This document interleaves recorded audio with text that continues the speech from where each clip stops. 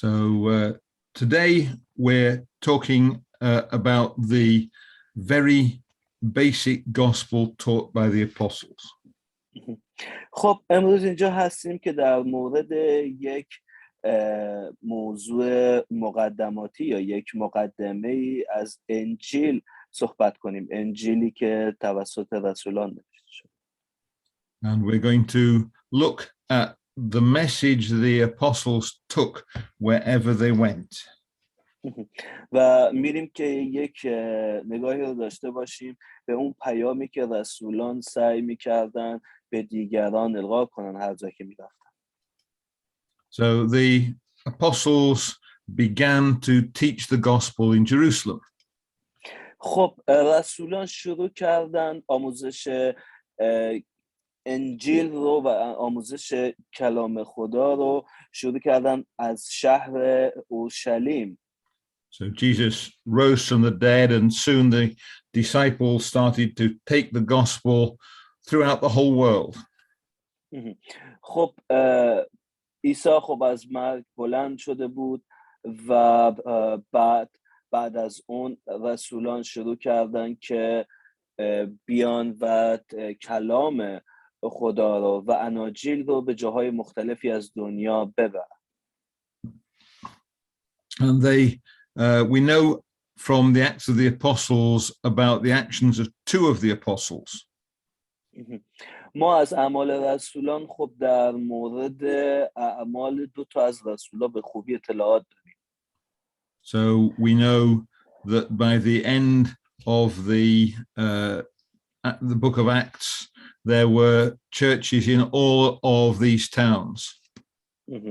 خب میدونیم که دیگه تا اونجایی که پایان که خود کتاب اعمال رسولان بود به این حد رسیده بودن که تو بیشتر کوی و برزنها اینها موفق شده بودن یه کلیساهایی رو تأسیس کنن.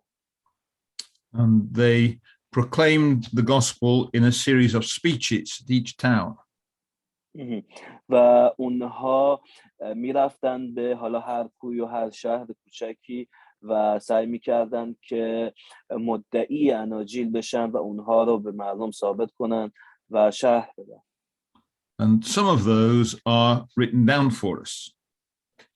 و البته که بعضی از این حالا کارهای اینها، بعضی از این شرح کارهای اینها برای ما اومده تو این کتاب مقدس. So we know what the apostles Peter and Paul said in some of the towns. خب مثلا میدونیم که پتروس و Peter and who? Paulus. Paulus. برای مثال میدونیم که چه چیزایی میگفتن، مثلا خود پتروس و پولس رسول حالا هر جایی که میرفتن اون حرفایی که میزدن برای ما تا حدی تو کتاب مقدس اومد. And the interesting thing is that what they said was always about the same. خب چیز جالبی که وجود داره اینه که همیشه حرفایی که میزدن حرفای مشابهی بود و در مورد یک موضوع بود. So there's a chart which shows how it works. خب جدولیه که توی تصویر میبینید این جدولیه که اینها خب چه گونه پیامی رو میدادن، کجا میدادن و واکنش مردم چه بوده، حالا زمان شرایطش چطور بوده. So there's always a starting section which describes whatever it is that got people together so that the apostle could talk to them.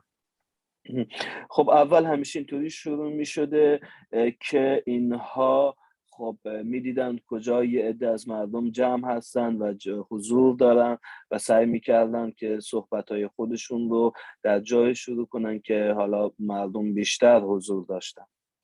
So in the Acts of the Apostles, a crowd has got together because the apostles are suddenly able to speak in foreign languages. They want to find out what's going on.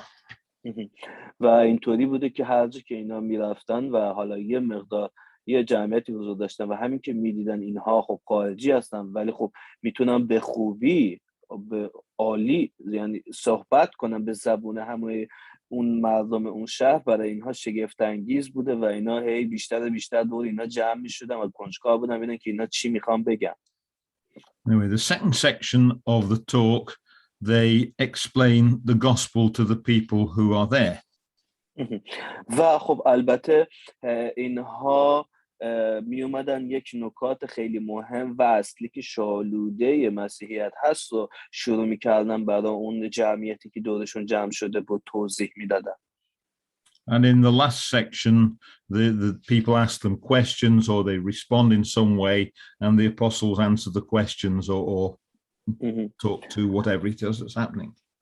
و همیشه اینطوری بوده که در آخر بعد از این که خب می اومدن اون صحبت ها و نکات و پیام های کتاب مقدس رو اعلام میکردن، آموزش میدادن به مردم، نوبت این بوده خب اینا واکنش نشون میدادن. حالا بعضیا سوال داشتن، سوال میپرسیدن، بعضیا براشون تعجب برانگیز بوده و اینا می اومدن به واکنش ها، سوالات و شبهه های مردم پاسخ میدادن در آخر. And you can, this is one we've got is a chart showing the structure of the speech that Peter gives on the day of Pentecost in Jerusalem. البته چیزی که ما اینجا داریم در واقع جدول یا یه جوری ساختار اون سخنرانیه که پتروس برای در روز پنتیکوست در اورشلیم انجام داد. But when Paul speaks to the Jews in the synagogue in Antioch in Acts chapter 13, it's exactly the same. ولی خب وقتی هم که پولس میاد برای یهودیا در کنیسه یهودیا صحبت میکنه، دقیقا همونطوری شروع میشه که اول خب نگاه میکنه ببینه شرایط چطور، مردم جمع هستن یا نه، بعد میاد شروع میکنه صحبت کردن از پیام انجیل و در آخر هم واکنش های مردم رو جواب میده. So we're going to look at just one of these. We're going to look at the speech in Acts chapter 2. خب فعلا میایم نگاهی به یکی از اینا بندازیم که اعمال باب 2 هست. But the others are effectively the same. خب البته بقیه اینها هم که هستن زیاد هستن، اونا هم تا حدودی از همین ساختار برخوردار هستن در کتاب مقدس. همین ساختار جدولی که میبینید، شرایط زمان رو میسنجیدن، بعد شروع میکردن به صحبت و در آخر هم واکنش های مردم رو جواب میدادن. So let's remember when all this happened. خب قبل از هر چیزی بیام یه یادآوری کنیم که اصلا این اتفاقات یا حالا این سخنرانی ها و این آموزش های اینها در چه زمانی های اتفاق میفتن. So the gospel, of course, begins and ends with Jesus. خب البته که کتاب مقدس یا هم بهتره بگیم انجیل با عیسی شروع میشه و با عیسی هم پایان میرسه. Jesus lived about 2000 years ago. خب عیسی تقریبا 2000 سال پیش میزیست. And he was born about the year probably 4 before Christ, as it were. 4 before Christ. Well, yes, we have the calendar was worked out by medieval people and didn't get it quite right. So instead of being born in the year 1, he was born in the year -4, as it were. خب البته که این چیزی که توی تقویم ها هست و حالا برای ما اومده این تاریخ خیلی دقیقی نیست و احتمال داره حالا این چیزی که ما فکر میکنیم اصلا شاید عیسی مدتی قبل از این به دنیا اومده باشه.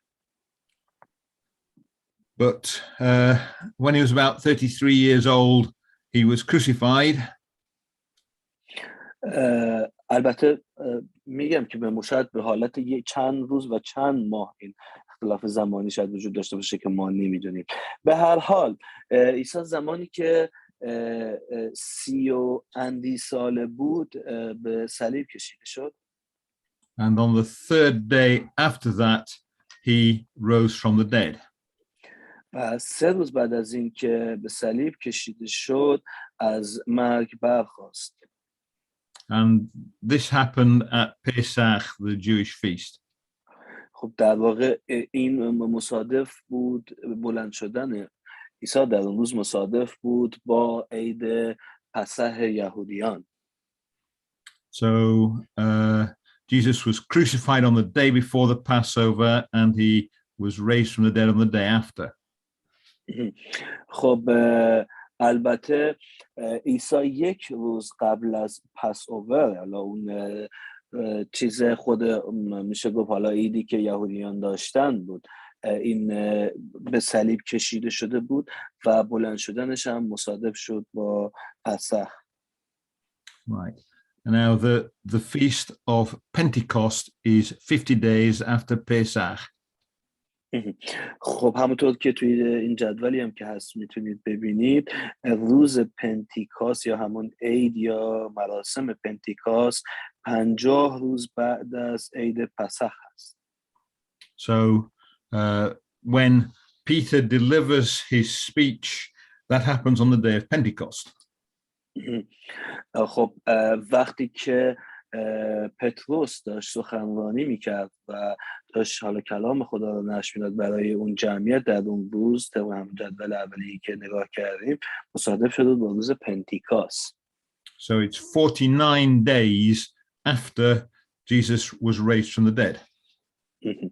که دقیقاً میشد 49 روز بعد از اون روزی که عیسی از مرگ بلند شد. Now, we know if we look in the book of the Acts of the Apostles, chapter 1, it tells us how long Jesus was with the disciples after he was raised from the dead. خب اگر به باب 1 اعمال نگاه کنیم میتونیم ببینیم که عیسی چه مدت و چند روز بعد از اینکه از مرگ برخاست در بین رسولان حضور داشت. So Acts chapter 1 and verse 3. خب اعمال باب 1 آیه 3 من براتون میخونمش. او پس از رنج کشیدن خویشتن را بر آنان ظاهر ساخت و با دلایل بسیار ثابت کرد که زنده شده است. پس به مدت 40 روز بر آنان ظاهر میشد و درباره پادشاهی خدا با ایشان سخن میگفت. آمین.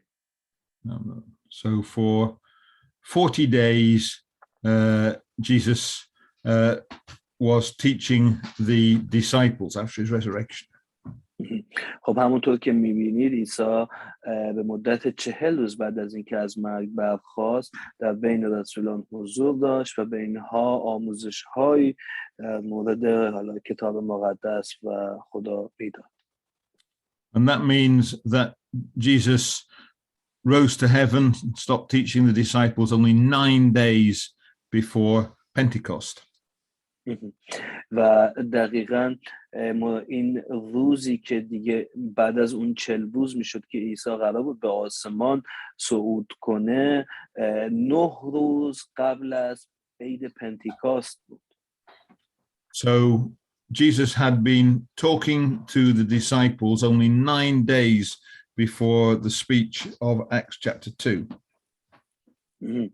خب عیسی فقط تا 9 روز قبل از عید پنتیکاست در بین اینها حضور داشت و در مورد حالا اناجیل و کلام خدا با اینها صحبت میکرد.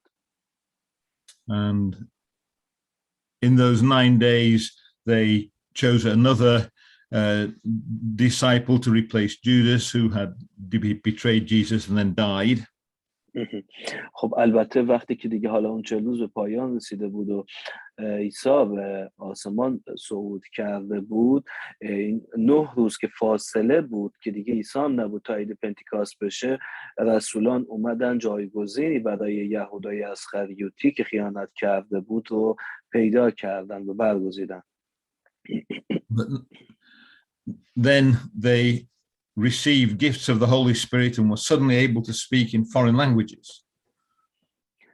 که البته خب در پایان این 9 روز که تقریبا مصادف بود با همون عید پنتیکاست، اینها هدایایی رو از طرف روح القدس که حالا شامل معجزه کردن و صحبت کردن و زبونهای غیر بود دریافت کردن.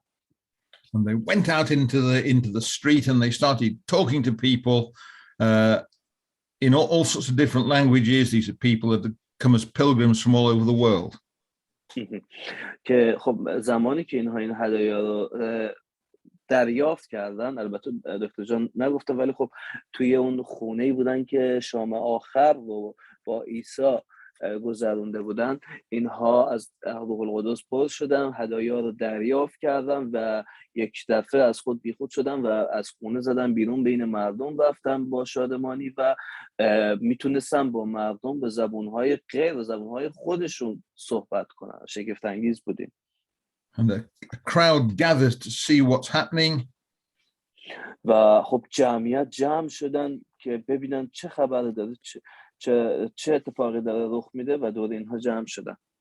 And the apostle Peter starts to speak to them and tell them about the gospel. و اونجا بود که پتروس شروع کرد با اونها صحبت کرد و در مورد انجیل خدا با اونها سخن گفت. So let's look at this speech. It's in the Acts of the Apostles chapter 2. خب بیایم حالا این نگاه بندازیم به سخنرانی که پتروس در جمع این مردم در اون روز داشت. اعمال باب 2 آیه well, let's just say what happens. First of all, Peter talks to them about the fact that they're speaking foreign languages. حالا قبل از اینکه آیه رو بخونیم بیایم بگیم مثلا چه اتفاقی افتاد. خب قبل از همه چی پتروس شروع کرد به اونها توضیح داد که چه اتفاقی افتاده و چطوریه که اونها میتونن به زبونهای غیر که اصلا اطلاعاتی ازش نداشتن یک دفعه صحبت کنن. Then he starts on the section of the speech which is about the gospel.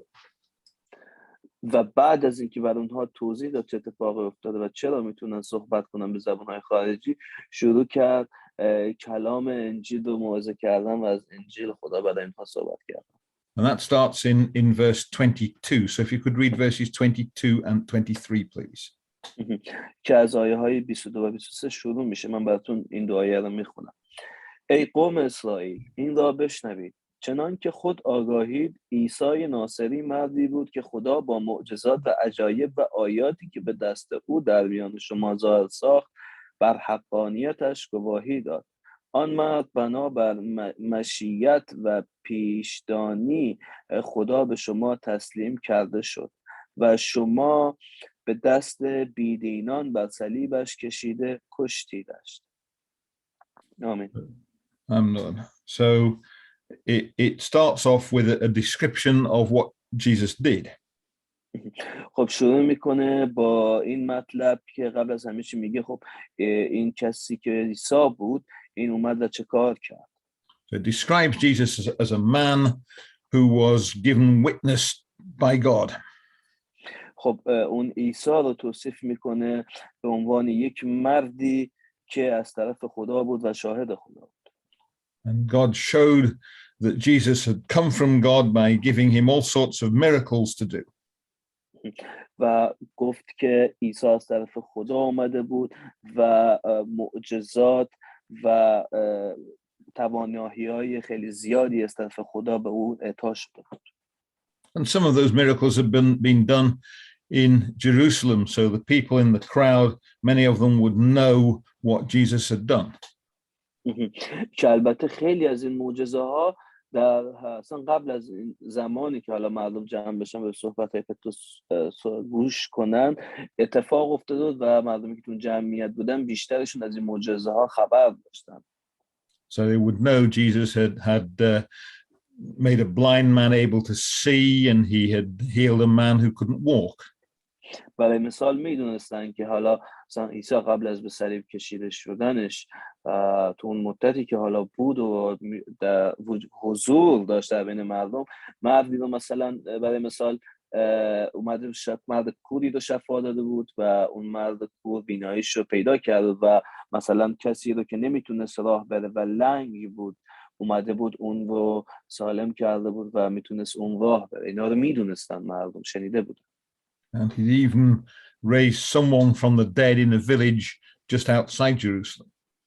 و همینطور میدونستن که عیسی قبل از به صلیب کشیده شدنش اومده بود توی یک روستای بیرون از شهر اورشلیم یک مرده‌ای رو زنده کرد. So the people would remember that, they would know something about Jesus, and Peter reminds them of that. که البته خب همونطور که گفتیم بیشتر مردم بیشترین اتفاقات و این معجزات رو میدونستن و خب اومد پتروس برای اینا رو یادآوری کرد. But then he says, you crucified him. و در آخر بهشون میگه که این شما بودید که اون رو به صلیب کشیدید. And that, of course, had happened 51 days before Peter's giving this speech. که البته خب این به صلیب کشیده شدن عیسی دقیقاً 51 روز قبل از این سخنرانی پتروس در بین مردم اتفاق افتاده بود. But, says Peter in verse 24, God raised him from the dead.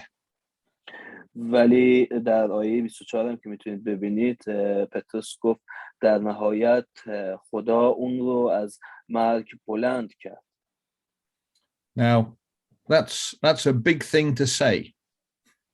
خب البته این یک حرف خیلی قوی و تاثیرگذاری بود که به اینها زد. But Peter doesn't expect them to accept it without evidence. ولی خب بازم با تمام این حالا چیزایی که اینها میدونستن و کم و بیش شنیده بودن و دیده بودن از عیسی، بازم پتروس از اینا توقع نداشت که به راحتی بیان حرفش رو قبول کنن، چون میدونست اینا یک مردم دیر باوری هستن که هیچ چیزو بدون سند و مدرک قبول نمیکنن. And he does in fact give a large amount of evidence. و به خاطر همین پتروس شروع کرد مقدار زیادی از شواهد و اثباتات رو برای اینها شرح داد و گفت. So the first thing he does is to show that the resurrection of Jesus fits in with the account in the Old Testament. خب اولین کاری که اولین نکته و اولین اثباتی که اومد به اینها اشاره کرد، به اینها گفت این بود که به اینها گفت که نگاه کنید توی کتاب مقدس و توی عهد عتیق هم بلند شدن عیسی از مرگ این یادآوری شده و پیشگویی شده. He showed that if they'd studied the Old Testament, they would expect the Messiah to die and be raised from the dead. و به اینا گفت که اگر شما کتاب عهد عتیق رو که کتاب پدرانتون هست خونده باشید و اون رو مطالعه کرده باشید، یاد داشته باشید، میدونید که کسی بوده به نام مسیح، قرار بوده مسیحی بیاد و قرار بوده برای مردم و نسل بشر بمیره. But then in verse 32, he shows a different kind of evidence. ولی خب همونطور که می‌بینید توی آیه 32 شروع میکنه به اینها شکل و نوع دیگری از شواهد و اثباتات رو نشون میده. So could you read verse 32 for us, please? آیه 32 رو براتون میخونم. خدا همین عیسی را برخیزانید و ما همگی شاهد بر آنیم. آمین. So Peter is telling the people around that there are witnesses, there are people who saw Jesus alive. خب همونطور که میبینید پتروس داره بهشون میگه که به داره یادآوری بهشون میکنه این به قول معروف اثبات و حالا شهادت رو که عیسی از مرگ برخاست و ما اونو دیدیم و لمس کردیم و ما اونجا بودیم و ما شاهد این قضیه هستیم. And he includes the apostles in that list.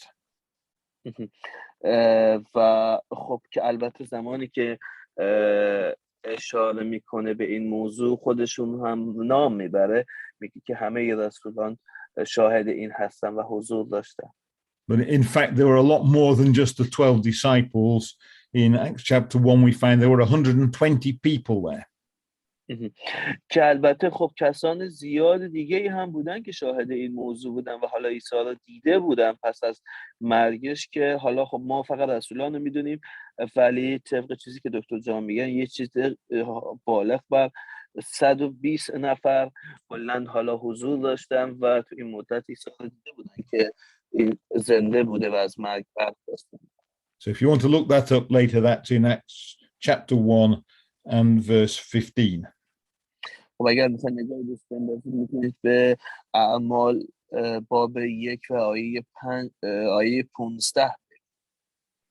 Right. But there's an even more comprehensive list of witnesses in Paul's letter to the Corinthians.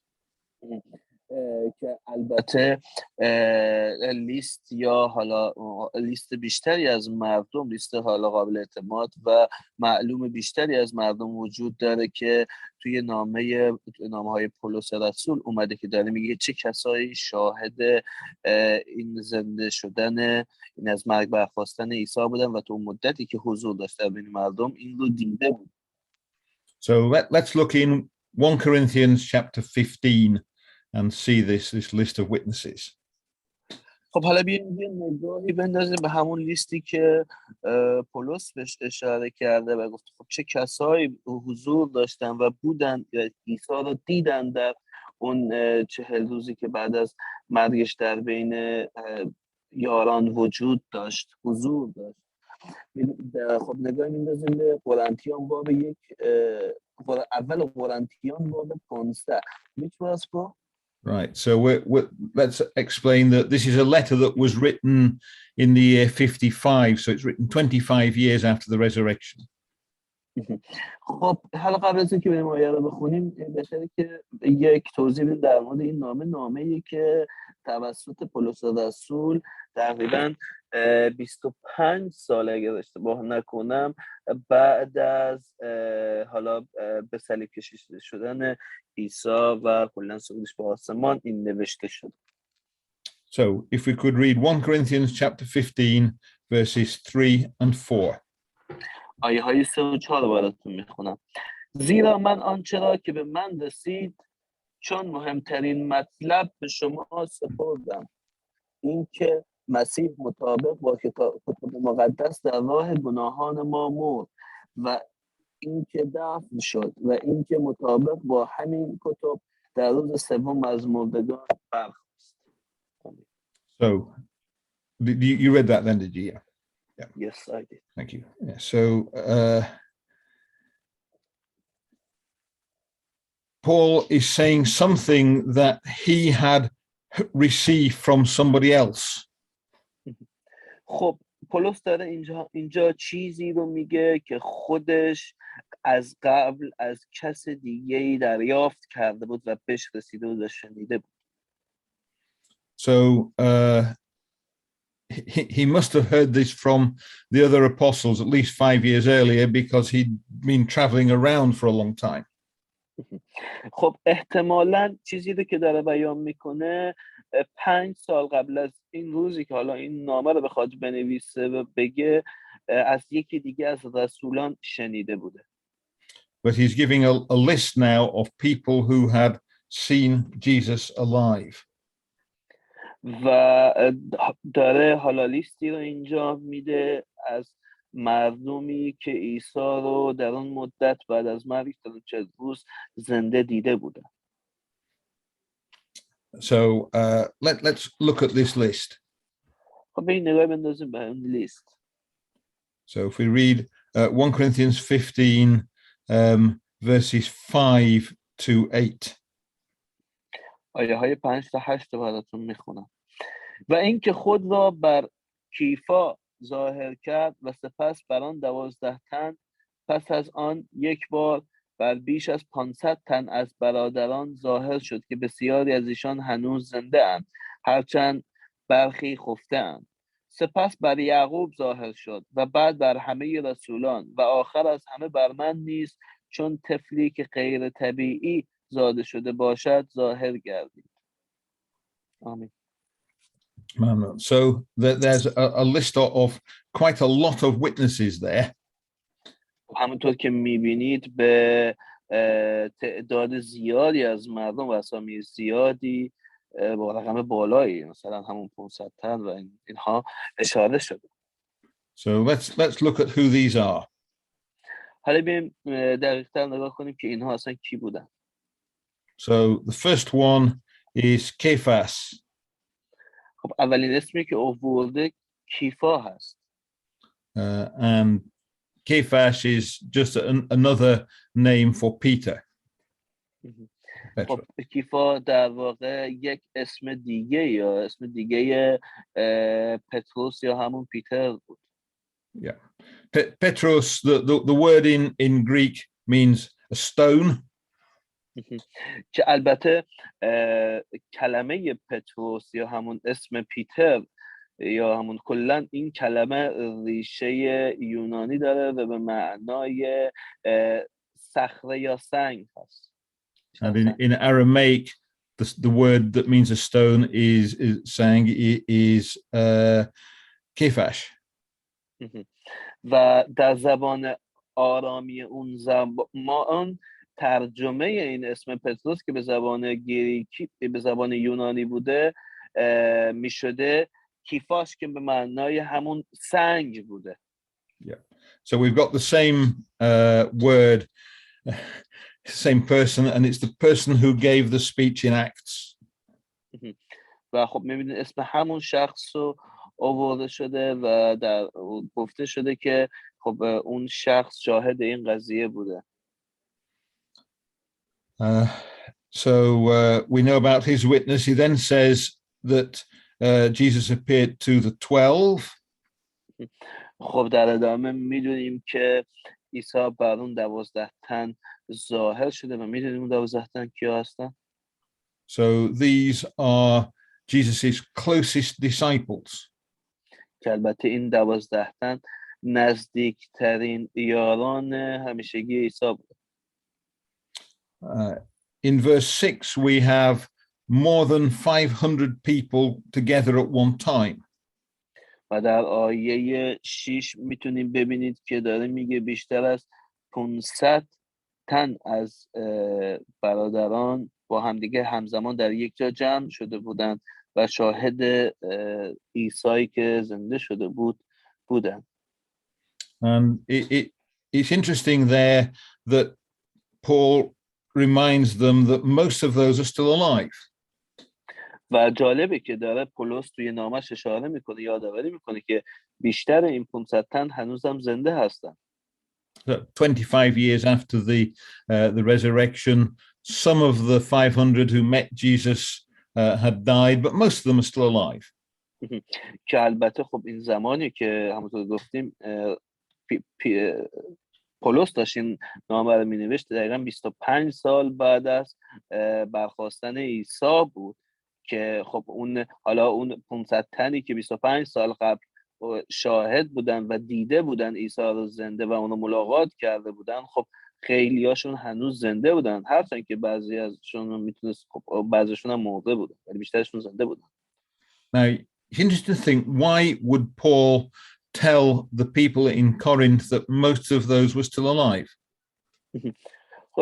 نکته جالب اینه که چرا پولس رسول اشاره کنه در شهر قرنت که اون 500 تن حالا بیشترشون زنده هستن.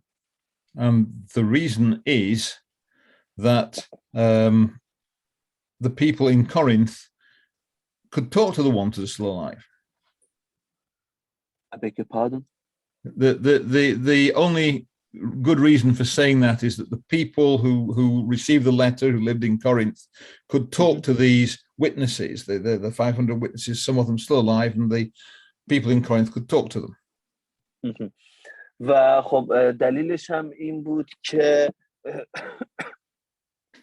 پولس اومد این چیزها رو به اینها گفت به خاطر اینکه اون مردمی که در شهر قرنت وجود داشتن میتونستن حالا این افرادی از این 500 تن که زنده بودن رو حالا پیدا کنن و با اینها صحبت کنن و شخصا از اینا بپرسن که آیا شما عیسی رو 25 سال قبل ملاقات کردی یا نه. هدف پولس این بود. Well, it's unlikely that people in Corinth would go to Galilee to find out what was happening. خب البته بعید بود حالا به خاطر اون مسافت و دوری و حالا اصلا جای دیگه سختی سفر در اون ایام بعید بود که این مردم قرنت بیان حالا بکوبن و پای پیاده و این کوی برزن و کشور برن به جلیل و ببینن بله اونجا چه اتفاقی افتاده و این مردم رو پیدا کنن. So that suggests that some of these 500, at least probably most of them, were traveling around the world telling people about what they'd seen. ولی خب پولس میدونست که از این 500 نفری که حالا عیسی رو دیده بودن در اون زمان، ملاقات کرده بودن زنده، و اون کسایی که هنوز هم در قید حیات بودن در اون وقت، داشتن به جاهای مختلفی از دنیا سفر میکردن و به همه مردم میگفتن که چه چیزی رو دیدن و چه اتفاقی افتاده و معرفی میکردن عیسی رو به مردم دنیا. And that matches up with what we know about these 500 from elsewhere.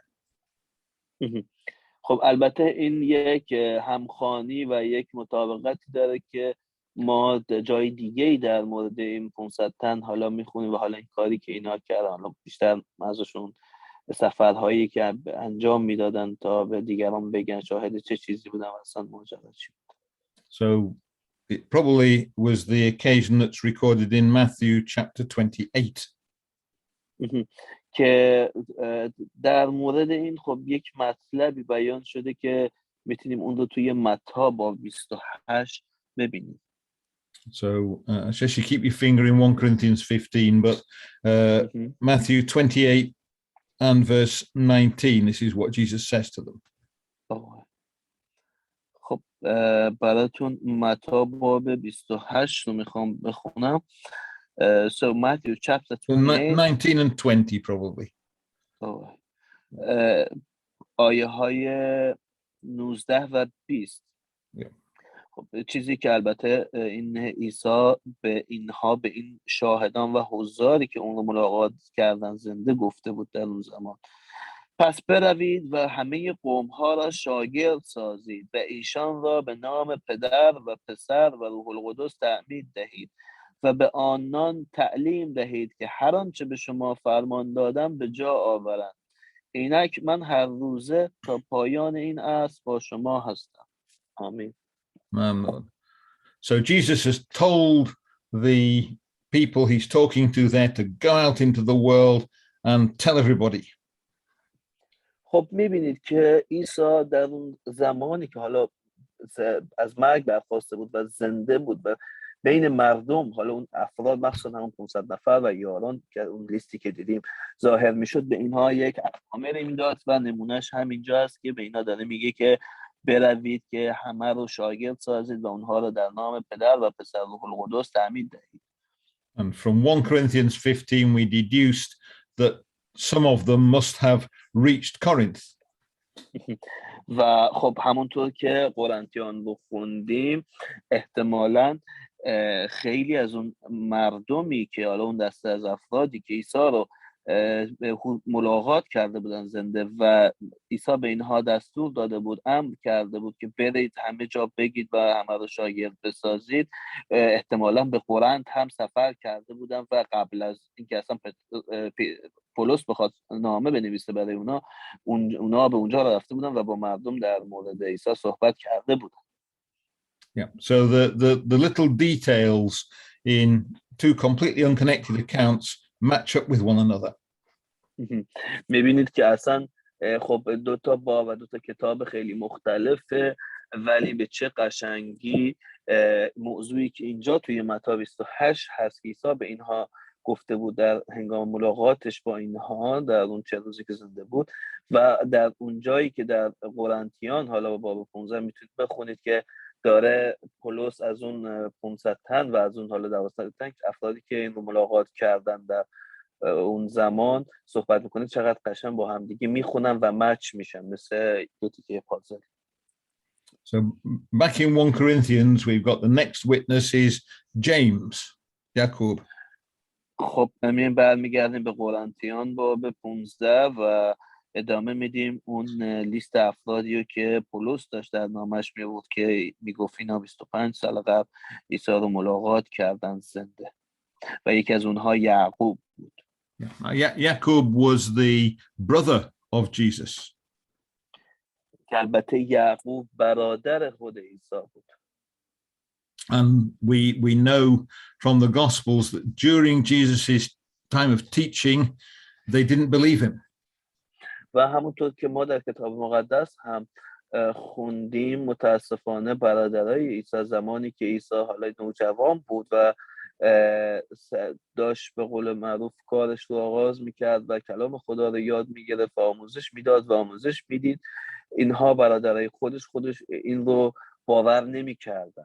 Yeah, so Jesus' brothers didn't believe him then, but later on they changed their minds. خب همونطور که گفتم برادرش اینو اصلا باورش نمیکردن، به این ایمان نداشتن که این کیه و داره چه کار میکنه، ولی خب در آخر نظرشون نسبت به این عوض شد و این رو باور کرد. So Jacob became an apostle and he wrote a letter which is still in the New Testament.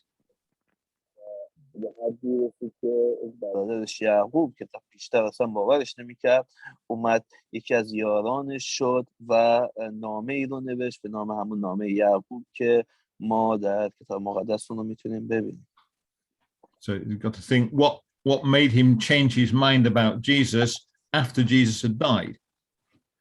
خب که البته این نامش رو البته بعد از مرگ عیسی نوشته بود. خب باید فکر کنیم که چه چیزی باعث شد که کسی مثل یعقوب که باور نمی‌کرد عیسی رو برای سالیان دراز اومد نظرش نسبت به عیسی عوض شد و یار اون شد و بعد از حالا رفتن عیسی به آسمان شروع کرد به رفتن به این ور اون ور و کلام خدا و عیسی رو نشر دادن و نامه نوشت در کتاب مقدس. And here we find it's that Jesus met James alive after Jesus had been raised from the dead. و همینطور که اینجا هم نوشته دلیل این بعد عوض شدن یعقوب در اینکه نظرش رو عوض کرد این بود که عیسی اومد بعد از اینکه از مرگ برخاست با یعقوب ملاقات کرد و یعقوب اون رو دوباره زنده دیده بود و شوکه شده بود. And the last one that Paul writes about is in 1 Corinthians 15 verse 9. و اون شخص آخری که پولس داره به اسمش اشاره میکنه که جز کسایی بوده که عیسی رو دیده در آیه 9 اومده. Would read that for us, please. Okay. زیرا من در میان رسولان کمترینم و حتی شایسته نیستم رسول خوانده شوم، چرا که کلیسای خدا را آزار میرسانیدم. So I should have asked verse 8 as well. But he appears to Paul and Paul says, I had been persecuting the church. خب میگه در آخر داره خودشو میگه که میگه عیسی بر من هم ظاهر شده و اونو ملاقات کردم ولی خب من لایق این نبودم و نیستم به خاطر که جز کسانی بودم که می اومدم مسیحیان رو آزار میرسوندم و اونها رو شکنجه میکردم. So the church was saying that Jesus was raised from the dead and Paul was having people put in prison or even killed because they said that. و اینطوری بوده که این جمع ایماندارا یا همون حالا کلیسای خدا اینا در اون زمان ادعا میکردن که عیسی رو زنده دیدن و عیسی از مرگ برخاسته و در اون زمان متاسفانه پولس جز اون یهودیان تند و تیز و تندروی بود که میومد هر کسی این ادعا رو میکرد رو مینداخت تو زندان و شکنجه میکرد و میگفت باید ساکت شی دیگه همچین چیزی نگی در بین مردم. And the thing that changed Paul's mind was that Paul met Jesus. Again, Jesus was alive and Paul met him. خب چیزی که باعث شده بود خود شخصی به تندرویی پولس که یک یهودی خیلی تندرو و سفت و سخت بود عوض بشه هم همین بود. ملاقات عیسی بود در حالی که عیسی خب دوباره زنده شده بود و خب پولس میدونست عیسی به صلیب کشیده شده و مرده و وقتی پولس این رو زنده ملاقات کرد همین این باعث شد که پولس هم برگرده به عیسی ایمان بیاره. So again, Paul was a hostile witness, but he had to say Jesus is alive, and therefore what he said, what people are saying about him is true.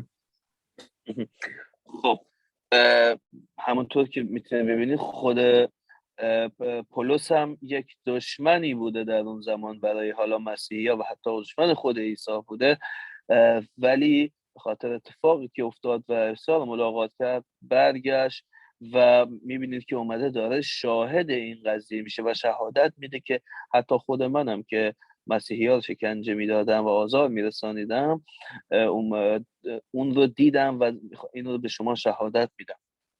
So we have a large number of witnesses who met Jesus alive after the resurrection.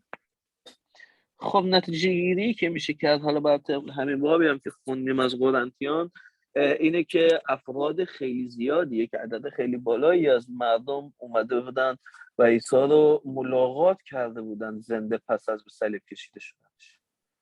So there are far more than 500 witnesses there. و چیزی که میشه گفت به چیزی بالغ بر 500 نفر یا بیشتر از 500 نفر اونجا بودن و ایشون رو ملاقات کرده بودن. Some of them wouldn't know Jesus very well, but some of them were very close to him. خب بعضی از این 500 نفر شاید اولین باری بوده که عیسی رو می‌دیدن و زیاد نمی‌دونستن در مورد عیسی، ولی خب بعضی از اینها عیسی رو به خوبی میشناسن و خیلی نزدیک بودن به عیسی. So Jesus' closest disciples would know this was the same person. برای مثال نزدیکترین یارای عیسی که اشاره برای همون 12 تن دارن عیسی رو به خوبی میشناختن از نزدیک و وقتی دوباره اون رو زنده ملاقات کردن مطمئن شدن که این همون شخصه که میشناختنش. And James is Jesus' brother. He would definitely know this was Jesus raised from the dead. و یکیشون هم خب همونطور که گفتیم یعقوب که دیگه اصلا برادرش بود و خب برادرش رو میشناسه وقتی که ملاقات کرد زنده برادر خودش رو همون موقع برادرش شناخت اصلا برادرش بود. Some of them, the closest disciples of Jesus were his followers. خب همونطور که گفتیم بعضی از اون حالا جمعیتی که اونجا بودن همین 500 نفر رو اشاره دارن یاران خود عیسی بودن و بعضی دیگه هم رهرو یا کسایی بودن که عیسی رو دنبال پیروان عیسی بودن. But the list also includes some people who were opponents of Jesus. که البته این لیستی که اینجا اومده همون 500 نفر رو بیشتر اشاره دارن جز این افرادی هم بودن که در قبل از اون زمان اصلا دشمن عیسی بودن. So there's James, Jacob, and there's Paul himself. مثلا خب نمونهش همین برادر عیسی یعقوب و همین پولس رسول یا کسایی دیگه که در زمان قید حیات عیسی با عیسی مخالفت میکردن و دشمن عیسی بودن و یعقوب که اصلا باور نمیکرد عیسی رو میگفت من تو رو باور ندارم. And then in addition to that, we have one other piece of evidence, which is the fact of the empty tomb. و خب در ادامه یکی دیگه از اون شواهدی رو که پتروس حالا بیان کرد در اون روز سخنرانیش برای مردم اشاره به مقبره خالی عیسی بود. This is less important than the witnesses, but Paul still mentions it in 1 Corinthians 15. خب این در واقع خیلی موضوع مهمی بود که پولس هم حالا بهش اشاره کرده و در واقع میشه گفت موضوعی بود که خب یه جورایی مهم ارزشش یعنی از نظر یعنی شواهد و اثباتی اینقدر بالا بود که حتی بیشتر از این که اشاره کرد یک مردمی هم این رو دیدن لیستی که دادن چون مقبره واقعا خالی بود. So 1 Corinthians chapter 15 verse 4. خب میریم که اول قرنتیان باب 15 آیه 4 رو بخونیم. You want to read that for us, please? و اینکه دفن شد و اینکه مطابق با همین کتب در روز سوم از مردگان برخاست. آمین. So he was buried, which means that there was a tomb to bury him in. همونطور که میبینید پولس داره اشاره میکنه، میگه خب اون دفن شد. وقتی میگه دفن شد خب معنیش اینه که اونجا خب یک مقبره‌ای باید میبوده که این دفن میشده و در مقبره‌ای دفن شده بوده. So when Paul says that Jesus was buried and then raised, he's talking about an empty tomb. خب زمانی که پولس داره میگه که اون دفن شد و در روز سوم برخاست، این مطمئنا داشت در مورد یک مقبره خالی Right, you went a bit indistinct there with the reception was bad. خب ظاهرا صدای من در واقع جایی که داشت پولس صحبت میکرد و میگفت که این دفن شد و روز سوم بلند شد، از مرگ برخاست، داشت اشاره به مقبره خالی میکرد که دیگه اون مقبره روز سوم خالی شده بود و عیسی در اون نبود. Well, most of the references to the tomb of Jesus are just incidental references. خب بیشتر از حالا اطلاعات و مطالبی که در مورد مقبره عیسی، مقبره خالی عیسی بیان شده، مواردیه که اینها حالا بعضش به صورت اتفاقی در کتاب مقدس اومده. But we know that the Jews in Jerusalem were saying there was an empty tomb for a long time. ولی خب از اون طرف هم میدونیم که یهودیان در اورشلیم میگفتن که این مقبره‌ای وجود داشته در اونجا که برای مدت خیلی زیادی خالی بوده. So the first thing is the easy way to stop Christianity would have been to show where the body of Jesus was. و خب میشه گفت اولین چیزی که میتونستن خب بیان کنن برای مسیحی‌ها یا حالا یکی ازش به عنوان یک دلیل یا اثبات استفاده کنن بودی که نشون بدن که اون بدن عیسی در کجا دفن شده بوده و در کدوم مقبره بوده. So both the Romans and the Jewish authorities in Jerusalem wanted to stop Christianity. That's why they killed Jesus. که البته در اون زمان هم رومیان و هم اون سران یهود میخواستن متوقف کنن روند گسترش مسیحیان و مردم رو که به مسیحیت یعنی به مسیحیت میپیوندیدن و به خاطر همین اومدن خب یک شایعه‌ای درست کردن. Of course, Christianity didn't stop after the death of Jesus because Jesus rose from the dead. خب اونا امیدوار بودن که مسیحیت یعنی با صلیب کشیدن عیسی مسیحیت متوقف بشه، ولی اتفاق نیفتاد و بعد از صلیب کشیدن عیسی و کشتن اون مسیحیت حتی بیشتر پیشرفت کرد و افراد زیادی بیشتری داشتن همینطور مسیحی شدن. Well, the authorities could have stopped Christianity very easily. They could have opened the tomb and said, there you go, there's the body of Jesus. و خب اونها میتونستن بیان حالا یه حقه‌ای بزنن و یک حالا جنازه بردارن ببرن تو همون مقبره‌ای که عیسی بود و بلند شده بود بذارن و بگن بیاین آقا ایناش نگاه کنید این جنازه‌ای که میگید بلند شده رفته اینا که این که اینجاست توی مقبره است. Well, they didn't manage to do that. They couldn't do it. They hadn't got the body of Jesus. خب البته نتونستن این کار رو انجام بدن و نکردن به خاطر اینکه یه جورایی حالا یک جسد یا یک بدن مرده مثل شبیه به عیسی پیدا نکردن، مثلا خود عیسی هم که اصلا نتونستن پیدا کنن. Well, we know what they did instead. It's written for us in the Gospel of Matthew.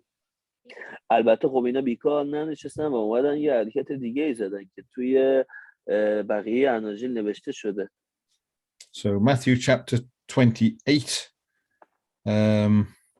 and verses 12 to 15. خب مثلا توی انجیل متی باب 28 آیه 12 تا 15. آنها نیز پس از دیدار و مشورت با مشایخ به سربازان پول زیادی داده گفتند بگویید شاگردان او شبانه آمدند و هنگامی که ما در خواب بودیم جسد او را دزدیدند و اگر این خبر به گوش والی برسد ما خود او را راضی خواهیم کرد تا برای شما مشکلی ایجاد نشود. پس آنها پول را گرفتند و طبق آنچه به آنها گفته شده بود عمل کردند و این داستان تا به امروز در میان یهودیان شایع است. آمین. So this would be very easy for the first readers of Matthew to check. خب این در واقع خیلی ساده است این قسمت از متی که میتونیم بخونیم که میتونیم به راحتی بفهمیم که داستان چی بوده و چه اتفاقی افتاده. All they had to do was to find a Jew who knew what was going on and ask them. و دقیقاً اون تنها کاری که اینا باید انجام میدادن برای این حالا انجام این دسترسشون عملی کردن نقششون این بود که اینا یک کسایی رو می اومدن پیدا بکردن، این کسایی رو به قول معروف می اومدن راضی میکردن که بگن آره مثلا ما دیدیم و این یارا شما اصلا گرفتنش جنازهشو بردن خالی کردن اخبارش. And in fact, we have writings from the 2nd century which say the Jews were saying exactly this, that the body of Jesus had been stolen. The body of Jesus was stolen, why? That's what the Jews were saying. And they were carried on saying it in years. و خب می‌بینیم به خاطر حالا این دسترسی که این سران رومی که در رأس قدرت بودن در زمان و این حالا مشایخ یهود انجام دادن به مدت تا 200 سال بعد هم هنوز کسایی بودن یهودیایی بودن که میگفتن که آره این طبق چیزی که ما شنیدیم یارانش اومدن جنازهشو از قبر یعنی بدنشو که در قبر مدفون شده بود در گور مدفون شده بود این رو در آوردن و دزدیدن و بردن. It's not a very good excuse. It would require the disciples to defeat soldiers from the best army in the world at the time and then roll aside a 2-ton rock and then steal the body and take it away and no one could find them. که البته خب یک ایده خیلی مسخره‌ای به نظر میرسیده چرا که زمانی که این رومیا اومدن عیسی رو به صلیب کشیدن و وقتی که حالا عیسی مرد این رو تا خود مقبرش همراهی کردن و شاهد این بودن که اون رو در مقبره گذاشتن و در مقبره رو که خود در فقط یه سنگ 2 تنی بود رو مهر و موم کردن و اونجا سربازهای خیلی زیادی از ارتش سربازهای خیلی ورزیده از ارتش اونجا گذاشتن که نگهبانی بدن اونجا که یه وقت کسی نزدیک مقبره نشه. پس یه ایده خیلی مسخره‌ای بوده که یکی بگه آره این شاگرداش که حالا آدمای بیچاره و همچین بیزوری هم بودن یک چند تاش بیان این ارتش رومی رو شکست بدن اونجا دم در مقبره و سنگ 2 تنی هم جابجا کنن و مقبره بردارن یه جورای خیلی مصیبت بزنن.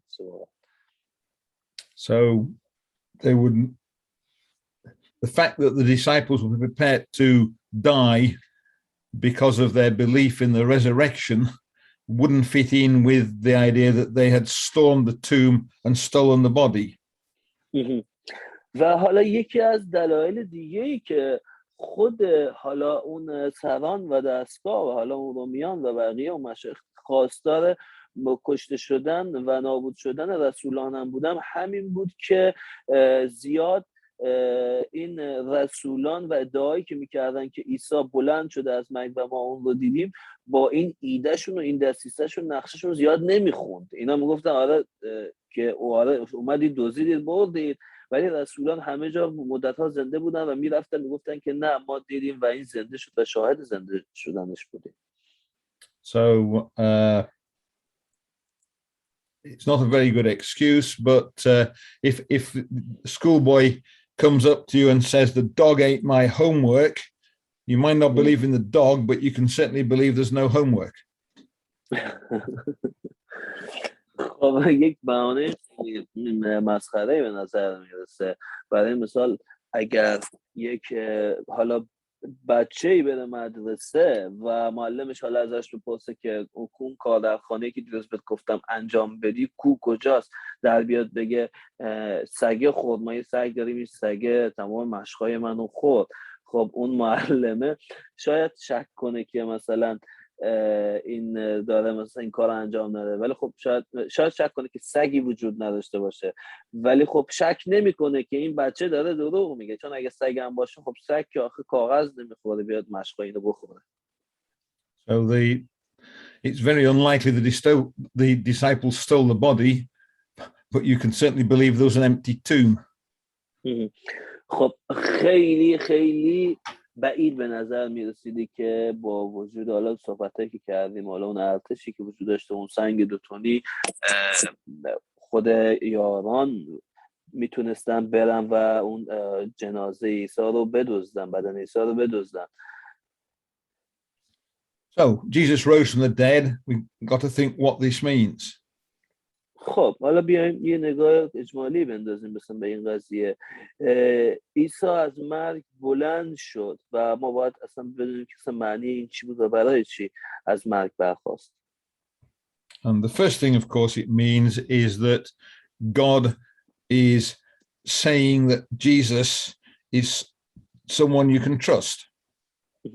خب اولین معنیش که ما میتونیم ازش درس بگیریم اینه که خدا میخواست به ما بگه که عیسی شخصی بود که لایق مرگ نبود و شخصی بود که شما میتونید بهش اطمینان کنین، اعتماد کنین. So if we read the first 4 verses of the letter to the Romans. خب اگر 4 آیه اول نامه رومیان رو بخونیم. Romans chapter 1 verses 1 to 4. خب رومیان باب 1 just let me find it. Give me a moment please.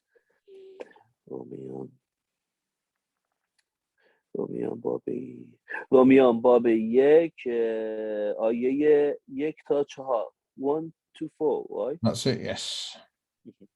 از پولس خادم مسیح عیسی که به رسالت فراخوانده شده و به انجیل خدا وقف گردیده است، همان انجیل که خدا از پیش به واسطه پیامبران خود وعده اش را در کتب مقدس داده بود و درباره پسر اوست که چون انسانی خاکی از صلب داوود به دنیا آمد و با رستاخیز از میان مردگان به سبب روح قدوسیت به مقام پسر قدرتمند خدا منصوب شد، یعنی خداوند ما عیسی مسیح.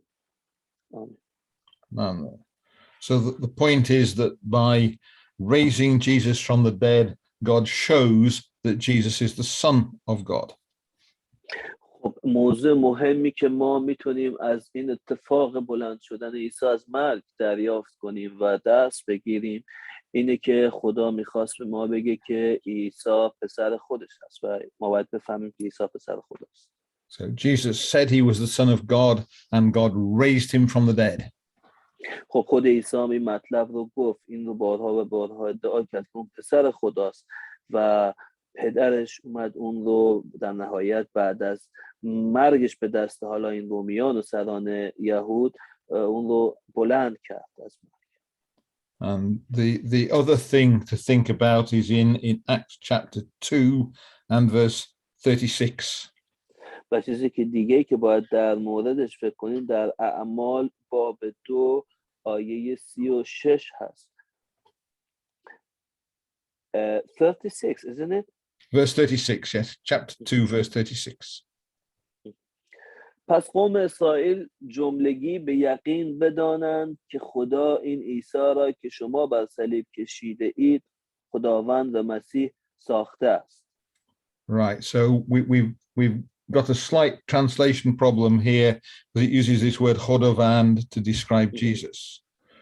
البته همونطور که میتونیم دوباره این مشکل ترجمه رو که اومده عیسی رو حالا به اسم خداوند اومده توی ترجمه کرده رو داریم و میبینی که آخر این آیه 36 داره میگه خداوند و عیسی ساخته است.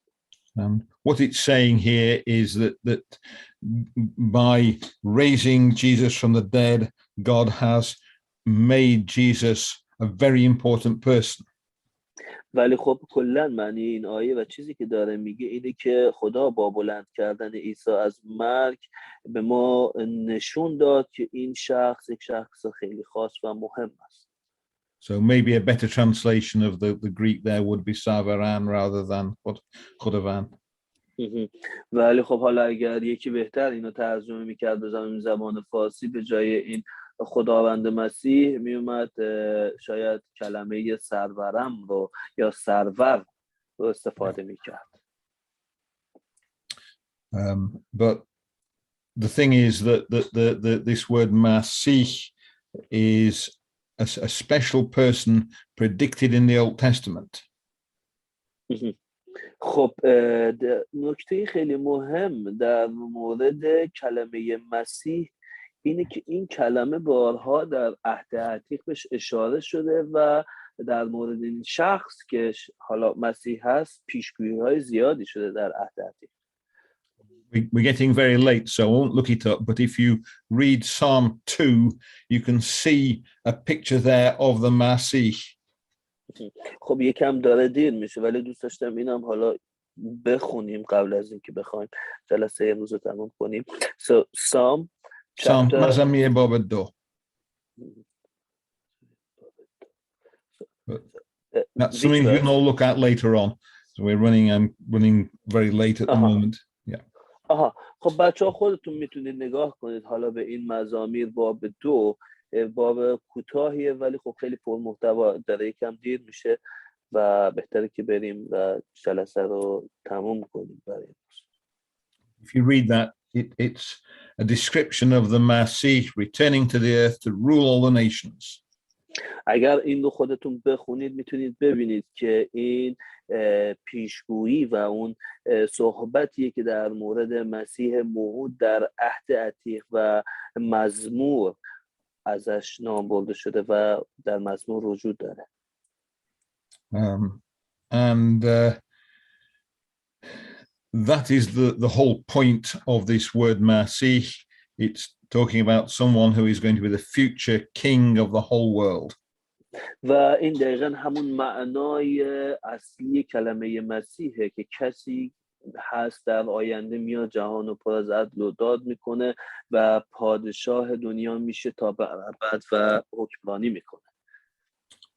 So let's summarize what we've seen. خب بیایم خلاصه بندی کنیم امروز به چه مطالبی اشاره کردیم. So we saw that Jesus died on the cross and then rose again from the dead. خب ما خوندیم که عیسی مرد و بعداً از مرگ دوباره بلند شد. And we saw that there is lots of evidence to show that that happened. و ما خوندیم که شواهد و اثباتات خیلی زیادی وجود داره در کتاب مقدس که نشون میده که این اتفاق واقعا افتاده. If there's a physical evidence of the empty tomb and there are witnesses who met Jesus alive after his resurrection. که این شواهد شامل خود مقبره فیزیکی خالی عیسی و رسولان و یاران و اون جمعیت و مردمی بودن که عیسی رو زنده ملاقات کرده بودن پس از به صلیب کشیده شدنش. So if you want to know that I got up out of bed this morning, there are two pieces of evidence you could see. خب برای مثال اگر بخوایم بدونید که آیا من خودم امروز صبح تختم و بعد از بلند شدن مرتب کردم یا نه، به دو تا اثبات یا شاهد یا سند میشه اشاره کرد. So first of all, there are 16 or so people listening to this talk now who can see me on the video. خب برای مثال همین مردمی که الان بچه‌هایی که اینجا هستن دور من جمع شدن و دارم براشون صحبت میکنم، اینها شاهد این هستن که من الان اینجا هستم، از تختم بلند شدم سر صبح و الان در بین اونها هستم و اصلا دارم صحبت میکنم. So that's fairly good evidence all on its own. It's the best evidence. خب این خودش یک مثال خیلی خوب یا یک سند و یک سند خیلی خوبیه که من امروز از تختم حالا بلند شدم و در بین شما وجود داشتم و شما در آینده شاهد این قضیه میتونید باشید. But the other bit of evidence is that if someone went to my bed and looked at it, they could see I'm not in it. و یک سند خیلی خوب دیگه برای اثبات این قضیه که من امروز از تختم بلند شدم اینه که یکی الان بره به تختم و ببینه که آره این تخت خالیه، خب یکی دیگه اینجا خوابیده الان نیستش دیگه، الان بلند شده رفته، پس این شخص هنوز زنده است، جایی هستش. And we've got the same kinds of evidence for the resurrection of Jesus. You could look at the tomb and find it was empty, or you could talk to people who had met Jesus alive after the resurrection. که ما همین نکته رو در مورد برخاستن عیسی مسیح هم داریم که میتونیم ببینیم از سندهای خوب برای اثبات این قضیه بلند شدنشون. اول اینکه اون خالی بودن اون مقبرش بود و دوم اون افرادی که اون رو ملاقات کرده بودن و صدها نفر بودن. And the final point that we saw is that Jesus hasn't finished with the world. He's going to come back one day and he's going to rule the world. و چیز دیگه که در موردش خوندیم اینه که عیسی خب کارش با دنیا تموم نشده و میدونیم که برمیگرده برای انجام این کار و پادشاهی خدا رو تأسیس میکنه بر روی زمین و تا به ابد پادشاه میشه و فرمان روایی میکنه. So thanks for listening and thanks for translating. خب تشکر از گوش دادنتون.